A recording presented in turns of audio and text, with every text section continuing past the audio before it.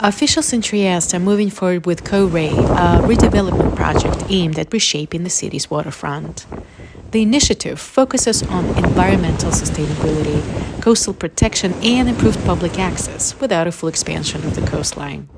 The project, divided into 15 phases, will preserve Trieste's iconic topolini, enhance traffic flow, and introduce new maritime transport docks. Plans also include recreational spaces, such as an arena for water polo. Further refinements will be made as the project advances. Come sta procedendo il progetto Corre per Barcola?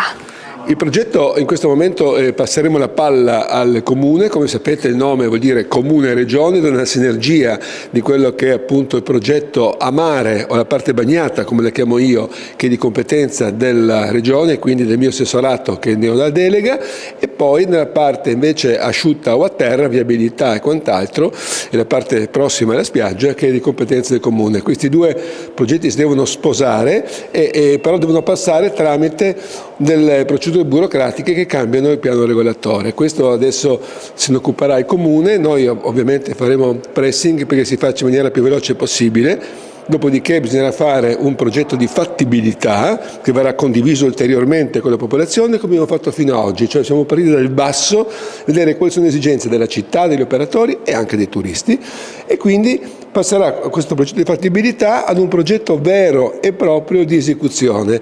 In tutto ci vorrà mediamente un anno per la fattibilità e un anno per la realizzazione, quindi presumo che nel 25 si possono fare queste operazioni, nel 26 progetti definitivi e nel 27, se tutto va bene, questo è un auspicio, non è una regola, potrebbero iniziare i primi lotti dei lavori, non tutti insieme.